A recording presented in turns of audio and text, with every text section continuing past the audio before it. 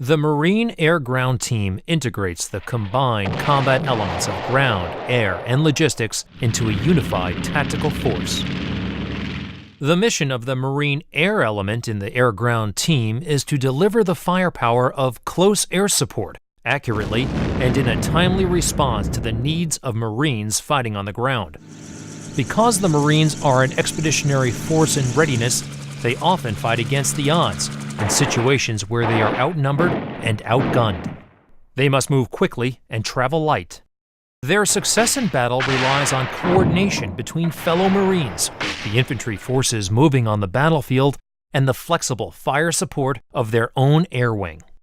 The capability of deploying expeditionary forces with the fleet allows for the projection of simultaneous air and surface assaults against multiple objectives ashore. Marines in a tough situation on the ground can call on their brother Marines in the air, who are armed and trained to provide all the support they can. The Marines were among the first to discover that close air support to expeditionary troops enabled field commanders to deploy fire support across a huge battlefield and deliver a variety of ordnance: bombs, bullets, rockets, and later napalm. It wasn't long before Marines trapped in a bad spot put close air support to its first test. Major Ross Rowell commanded the air squadrons.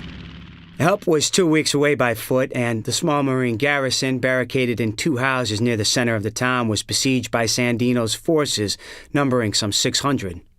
This very serious situation was discovered by an air patrol. An organized attack by 5 planes using machine guns and fragmentation bombs was made on the besieging force. Marine aviator Captain Francis Mulcahy. Down in a screaming dive hurtled plane after plane. With each dive came a hail of bullets from the front gun and a 17-pound bomb which burst on the ground into hundreds of fragments, causing enemy casualties in all directions. The action lasted but 45 minutes, but it demonstrated beyond all doubt the wisdom of including an aviation unit as an integral part of any expeditionary force.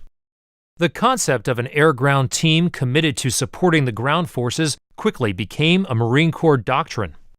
At the heart of the team, Marine combat pilots train and work on the ground as forward air controllers, shoulder to shoulder with the infantry at the head of the action, calling in strikes from pilots they often know personally, flying on station in the immediate area. Navy Admiral John S. Thatch. The Marine forward air controller on the ground was often an aviator.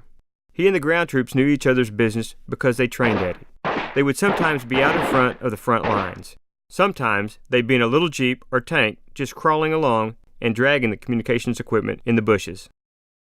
By closely integrating direct air control with the infantry's Fire Support Coordination Center, the Marine Air-Ground Team acts as a single unit, giving the commander on the ground a powerful tactical tool that can observe, rescue, resupply, and deliver firepower on target, on time, on demand.